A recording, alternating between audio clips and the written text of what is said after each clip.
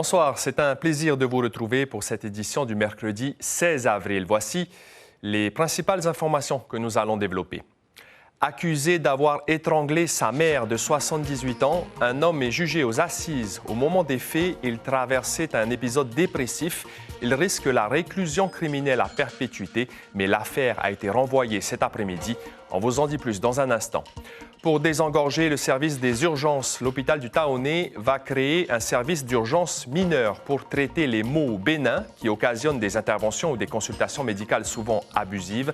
Objectif, réduire le temps d'attente, mais tout cela doit encore être ajusté.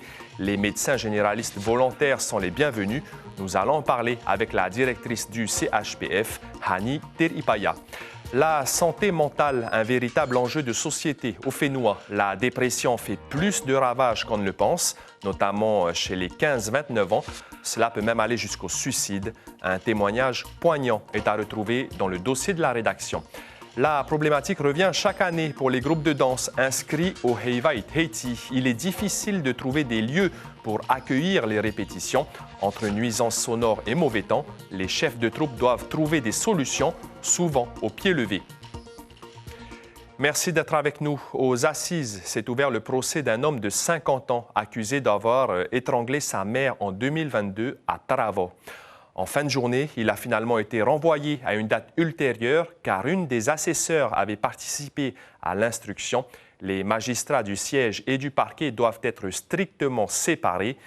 L'accusé encourt la réclusion criminelle à perpétuité et cette première journée a été consacrée à l'examen de sa personnalité. Lucille Guichet, Mirko Vonfou. Dans le box, c'est un homme soigné et posé qui s'effondre en pleurs au rappel des faits. Le 9 octobre 2022, il est accusé d'avoir étranglé sa mère de 78 ans à Taravao. Sa mère dont il s'occupait depuis le décès de son père, 8 ans plus tôt. Célibataire et sans enfant, cet agent de l'administration de 50 ans traversait un épisode dépressif. 2 de ses 8 frères et sœurs se sont portés partie civile. Il a perdu sa mère, il en souffre, quoi qu'il en soit, il n'a pas pu lui dire au revoir. Donc, il veut que son frère paye pour ce qu'il a fait, mais pas plus ni moins que ce qu'il doit payer à la société. À la barre, il reconnaît les faits, mais dit ne pas pouvoir les expliquer. Selon les psychiatres, les auteurs de parricide souffrent en grande majorité de schizophrénie ou de dépression, dans un cas sur 4. Il a vraiment pris conscience de ce qui s'était passé. Je ne dis pas qu'il n'en avait pas pris conscience au départ, puisqu'il a toujours reconnu les faits, mais là c'est très difficile à porter pour lui. Et je pense que le procès va être très difficile et très douloureux. En fin de journée, le procès a été suspendu et renvoyé à une autre date. Une des assesseurs avait participé à l'instruction. Vous avez peut-être été réveillé par les éclairs et le grondement du tonnerre ce matin si vous résidez au niveau de la zone urbaine. Depuis hier, Tahiti est placé en vigilance orange pour des orages et de fortes précipitations. Les détails avec Reihei Nadjarian et son invité. Bonsoir Reihei. Bonsoir Marouki. Effectivement, regardez juste derrière moi, on peut apercevoir la couche nuageuse qui a touché Tahiti ce matin et qui était donc la raison de ces violents orages que nous avons pu observer hier soir. Alors, quelles sont les tendances pour les jours à venir? Je vous propose d'accueillir notre invité, Angelo Yikingshoy, prévisionniste à Météo France. Yorana, Angelo. Yorana. Alors, quels sont les phénomènes que vous avez pu observer?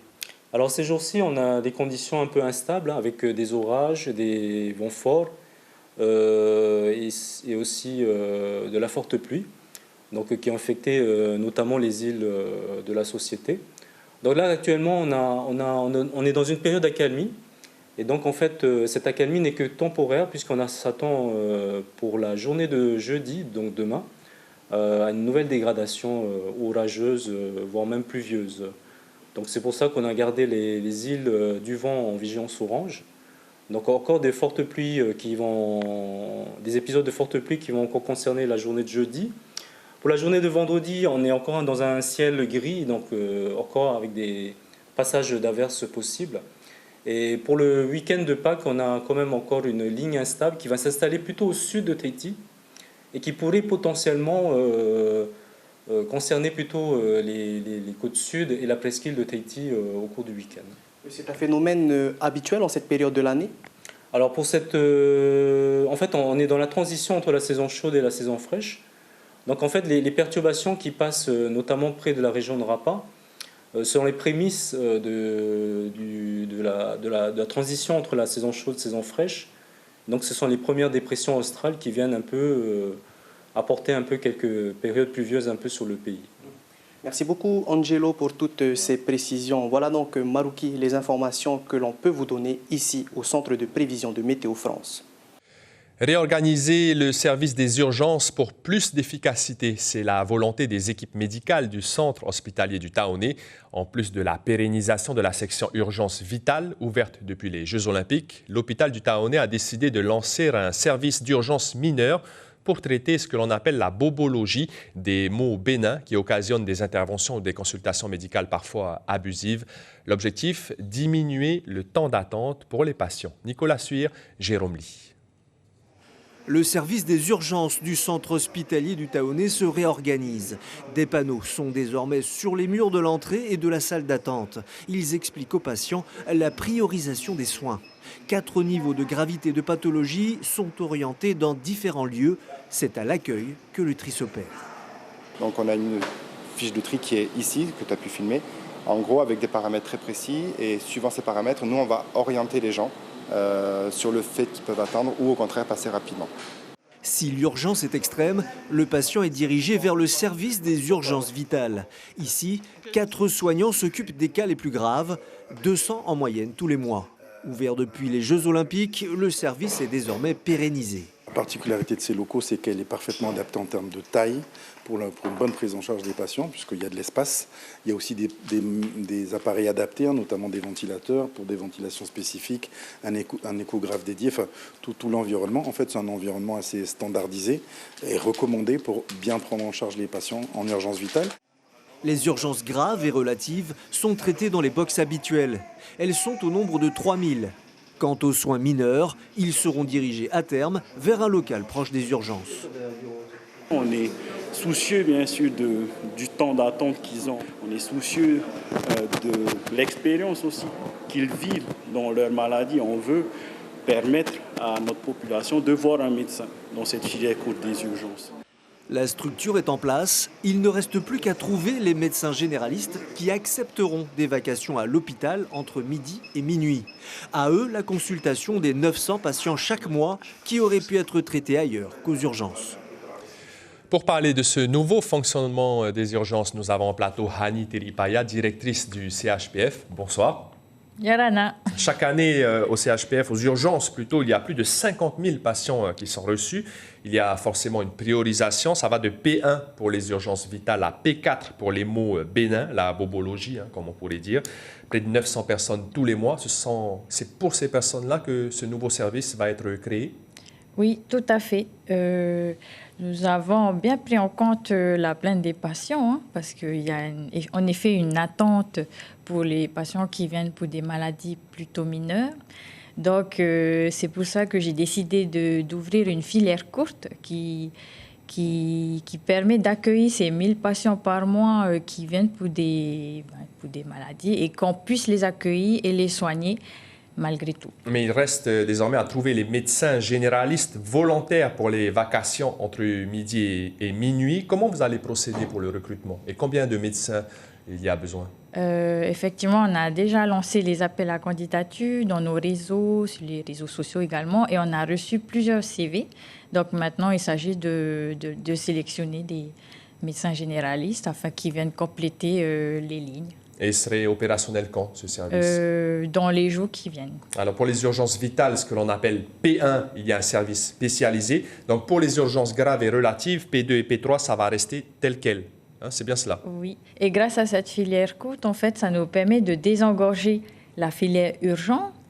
Mais par contre, c'est le maximum qu'on pourra faire, car actuellement, les autorités sanitaires travaillent sur aussi l'équilibre d'accueil de cette couverture médicale sur l'ensemble du territoire. Et le CHPF ne sera pas l'acteur, on va dire, central qui est là pour accueillir tous ces besoins d'accueil médicalisé, mais vraiment préserver la filière urgente au CHPF. Vous êtes en poste depuis le 14 novembre 2024 et votre priorité, c'était l'apaisement. Est-ce que vous diriez aujourd'hui que c'est en bonne voie?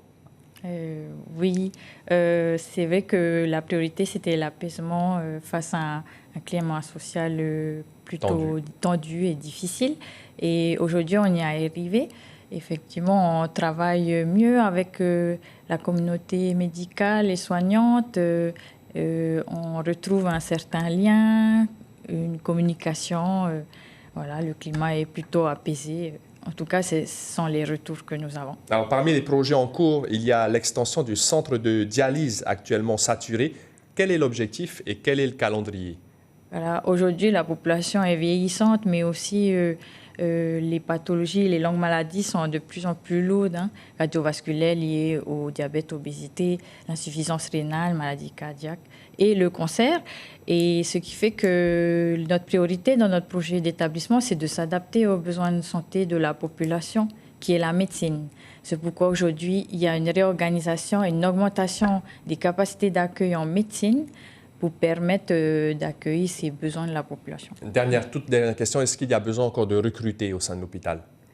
Oui, comme il y a un turnover, la moitié des 200 médecins et des 400 infirmiers bougent, viennent pour des temps entre quelques mois, 1 an, 2 ans, 5 ans maximum. Ce qui est important, c'est aussi de recruter des personnes qui seraient ancrées chez nous en Polynésie, notamment lors de l'ouverture de la première année de médecine à l'Université de la Polynésie. Les parents ont poussé leurs enfants à partir faire les études médicales. Et aujourd'hui, ça fait plus de 20 ans.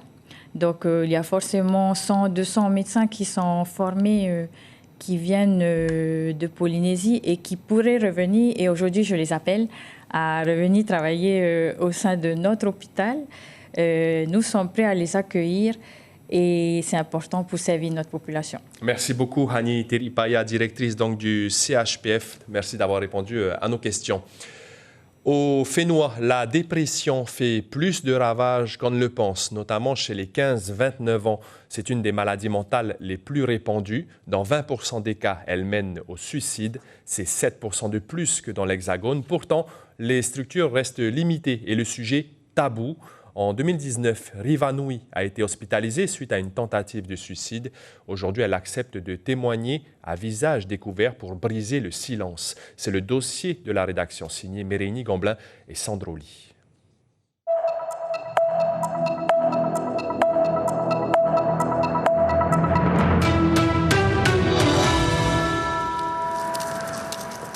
Même à Tahiti, le temps et les visages peuvent s'assombrir. C'est arrivé à Riva Nui. En 2019, les conflits familiaux la plongent dans une profonde dépression. La jeune femme, alors âgée de 27 ans, tente de mettre fin à ses jours. Sauvée à temps, elle est hospitalisée en psychiatrie pendant 2 semaines. Je suis quelqu'un de très jovial, toujours en train de rire. Et en fait, c'est peut-être pour cacher cette tristesse et ce mal-être, en fait. Mais au fond de moi, j'étais pas bien. Et c'est important, en fait, quand on n'est pas bien, de consulter. Plusieurs associations locales offrent un accompagnement aux personnes dépressives, comme SOS Suicide. Annie Touhéava en est la présidente. Elle œuvre sans relâche depuis plus de 20 ans pour lever le tabou de la dépression. Le Tahitien ne va pas dire la vérité réellement, ce qu'il ressent.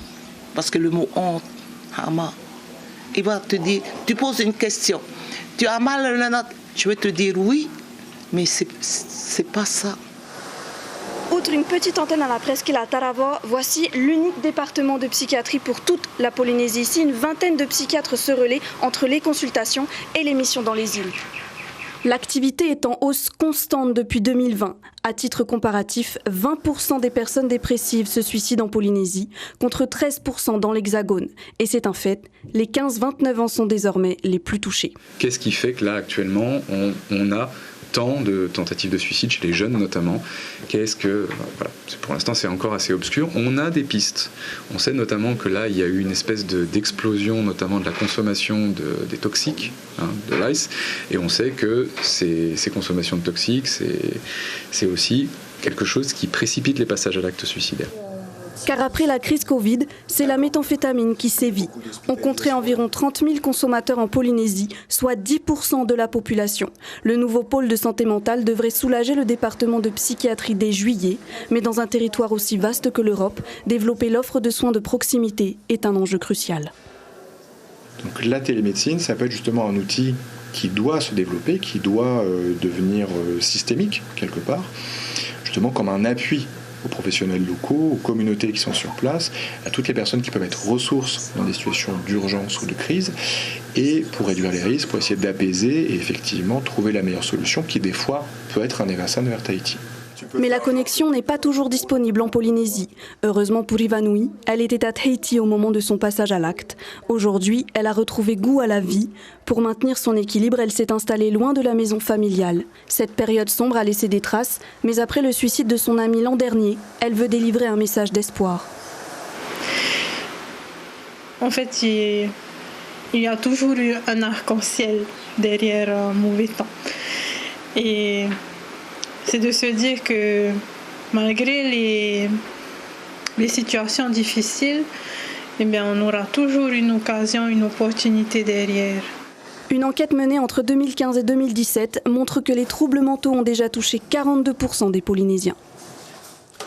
Pour les prochains mini-jeux du Pacifique prévus à Palau du 29 juin au 9 juillet, le pays a accordé une subvention de 110 millions de francs en faveur du Comité olympique de Polynésie française, et cela pour la prise en charge des frais liés au déplacement de la délégation polynésienne, composée d'environ 180 personnes. C'est le casse-tête de plusieurs groupes de danse avant le Heiva Tahiti. Chaque année, trouver un lieu adapté pour les répétitions relève presque du parcours du combattant. Il faut effectuer des demandes et s'adapter en fonction de la configuration du terrain et des aléas climatiques. Juan Potoru Teivaribé et Marcel Bono se sont rapprochés de deux groupes de danse, Hei Tahiti, engagés en catégorie professionnelle, et Homai chez les amateurs.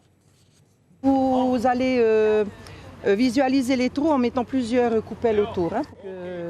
À chaque répétition, c'est le même scénario. Les danseurs et danseuses du groupe Hei Tahiti doivent se chausser pour éviter de se blesser avec les trous et les cailloux qui s'amoncellent sur le site d'Autumoro. Des conditions difficiles qui s'amplifient à la tombée de la nuit. C'est un endroit qui nous permet d'avoir les meilleures conditions réelles de la surface de Toata. Après, au niveau hygiénique, il n'y a aucun respect puisqu'on est dans la boue, on est dans la poussière quand tout est sec. Et puis voilà, en fait, ils sont en train de s'abîmer le corps pour un événement, un grand événement de la Polynésie française où aujourd'hui, on n'est vraiment pas respecté. Il y a beaucoup de cailloux, il y a beaucoup de trous aussi, donc il y a des risques de se blesser, mais on essaie quand même de faire attention. Au parc Veirei, le groupe Homai rencontre les mêmes difficultés. Il se débrouille pour délimiter la zone de répétition et l'éclairer suffisamment. Le plus gros souci, c'est par temps de pluie. Les musiciens sont déjà en train de ranger leurs instruments. Et on fait avec, on s'adapte. Et plus ce soir, on danse en costume. J'ai pas trop envie de mouiller les costumes. L'idéal, ce serait d'avoir un beau terrain où il n'y aurait pas de trous pour les danseurs du Heiva. Et couvert aussi. Pour le président du comité du Heiva Tahiti, Matani Keinuku, les conditions rencontrées par les groupes ne datent pas d'hier. Toutefois, des solutions peuvent être envisagées. Peut-être se rapprocher de la mairie pour savoir s'ils peuvent avoir un espace, donc négocier avec les maires. Un deuxième temps, c'est que notre Vaterehau a mis en place, au niveau de la culture, la mise à disposition de la place Toata à plusieurs reprises pour chaque groupe de danse. Je trouve que c'est déjà une belle avancée. Cette année, il y aura 12 groupes de danse qui fouleront Toata du 3 au 15 juillet prochain. 6 en catégorie professionnelle et 6 en amateur. Et il sera question de patrimoine culturel demain matin dans l'invité café. Anna Tawari Tamari, archéologue et responsable de la cellule patrimoine culturel, viendra nous parler du classement des sites anciens en monuments historiques. L'information principale de ce mercredi 16 avril. Accusé d'avoir étranglé sa mère de 78 ans, un homme est jugé aux assises. Au moment des faits, il traversait un épisode dépressif. Il risque la réclusion criminelle à perpétuité, mais l'affaire a été renvoyée car la Cour s'est aperçue qu'une des assesseurs avait participé à l'instruction. À la une de Tahiti Info, demain jeudi, la République fédérale de Mahuinui s'invite à l'APF. Sur vos écrans, ce soir, après ce journal, le documentaire À l'écoute sur un dispositif de soutien à la Réunion pour enrayer le mécanisme des violences intrafamiliales devenu un fléau national. Juste après un autre documentaire Mineurs en peine des procédures en première ligne. Cela fait forcément écho à la situation en Polynésie. C'est la fin de cette édition. Merci de votre fidélité. Je vous retrouve avec plaisir demain soir. Passez une belle soirée et prenez bien soin de vous.